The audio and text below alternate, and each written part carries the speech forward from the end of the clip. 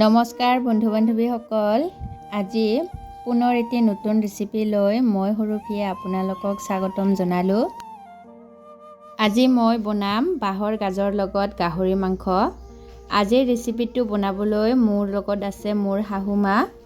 এয়া মায়ে বাঁহৰ গাজখিনি কাটি লৈ আছে আৰু মায়ে আজি আপোনালোকক বাঁহৰ গাজৰ আচাৰৰ বৰ ধুনীয়া এটি ৰেচিপি দেখুৱাব।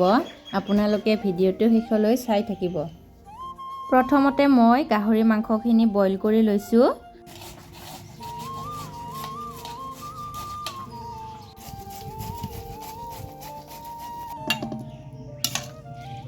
বইল কৰা হৈছে, এতিয়া মই ধুই লৈছোঁ।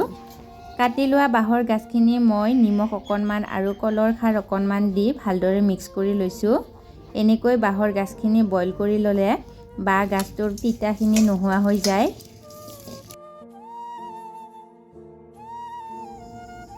এতিয়া মই বাঁহ গাজখিনি পানী নিদিয়াকৈ কেৰাহীখনত দি দিছোঁ।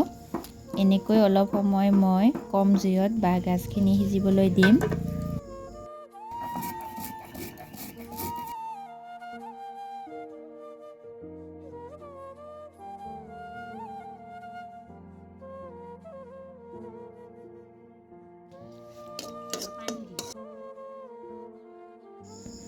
এয়া মই বাঁহ গাজখিনিত পানী দি দিছোঁ।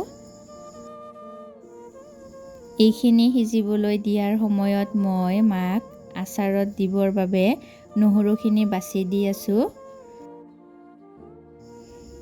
এয়া মোৰ বাঁহ গাজখিনি সিজি গৈছে, মই এতিয়া নমাই লৈছোঁ।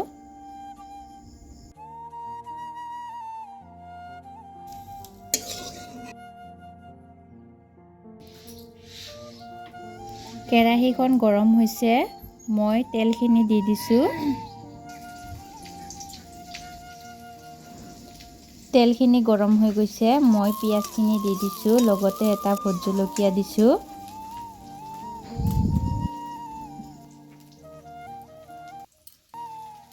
অকণমান সময়ৰ পিছত মই 3টা শুকান জলকীয়া দিছোঁ। তাৰপিছত মই খুন্দি লোৱা আদা নহৰুখিনি দিছোঁ। লগতে প্ৰয়োজন অনুসৰি নিমখ আৰু হালধি অকণমান দিছোঁ। তাৰপিছত মই ৰেড চিলি দিছোঁ, ধনিয়া পাউডাৰ দিছোঁ। তেল মই বেছিকৈ দিয়া নাই কাৰণ মাংসখিনিৰ বহুত তেল আছে। এনেকৈ মই মাংসখিনি ভালদৰে ভাজি ল'ম। এতিয়া মোৰ মাংসখিনি ভালকৈ লৰাই পেলাই ভাজি ল'ম। তাৰপিছত মই ঢাকনিখন মাৰি দিছোঁ।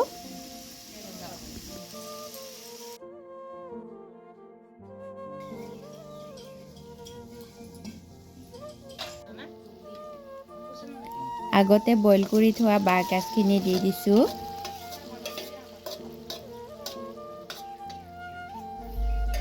এতিয়া মই বাঁহৰ গাজখিনি দি ভালকৈ লৰাই লৈছোঁ। তাৰপিছত মই ঢাকনিখন মাৰি 5 মিনিটমান সময় ৰাখিম। এয়া মোৰ মাংসখিনি ধুনীয়াকৈ সিজি গৈছে। এতিয়া মই মান ধনিয়া অকণমান কাটি দিছোঁ। মান ধনিয়াখিনি দি মই মাংসখিনি ভালকৈ লৰাই দিছোঁ। মাংসখিনি মান ধনিয়া দি অকণমান সময় ৰাখিছোঁ।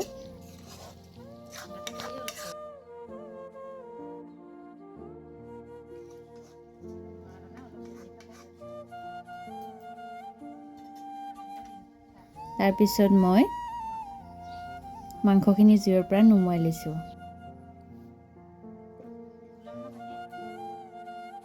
এয়া বাঁহৰ গাজৰ আচাৰৰ বাবে মই লৈছোঁ জিৰা আৰু সৰিয়হ, শুকান জলকীয়া, নহৰু কেইফটামান লৈছোঁ আৰু দীঘলকৈ কাটি লোৱা আদা লৈছোঁ, হালধি লৈছোঁ আৰু অকণমান সৰিয়হ লৈছোঁ।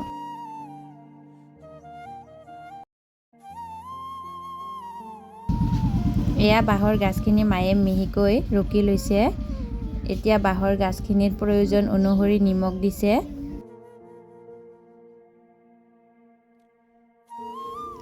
এয়া আগতে পিচি থোৱা মছলাখিনি দি দিছে।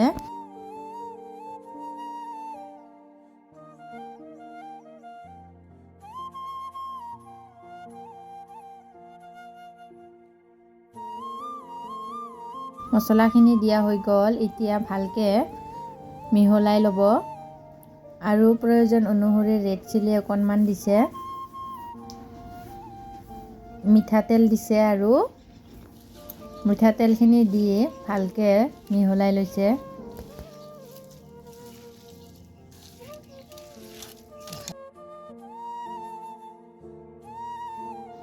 আচাৰখিনি ভালে থাকিবৰ বাবে 3 সোপা ভিনেগাৰ দিয়া হৈছে।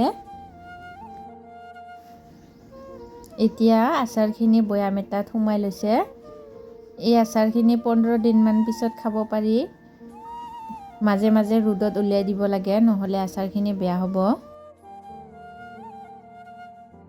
আচাৰটো বহুত ভাল লাগে খাই, এনেকৈ বনাই খাবচোন আপোনালোকেও, বহুত টেষ্টি হয়। এয়া আমাৰ বাঁহ গাজৰ আচাৰখিনি ৰেডি হৈ গ'ল। এতিয়া আমি ভাতৰ লগত গাহৰি মাংসখিনি খাবৰ বাবে বাতি এটাত উলিয়াই লৈছোঁ।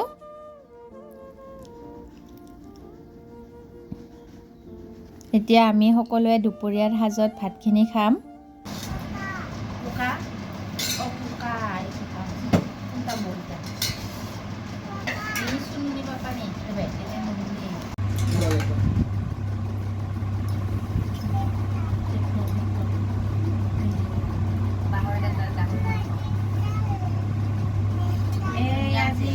বাঁহৰ গাজাৰ মাংসটো খাই চাওঁ আকৌ, বৰ ধুনীয়া হৈছে কি আমি খাম আৰু মেজেঙা আৰু দালি খাই বনাইছোঁ, বৰ ধুনীয়া হৈছে।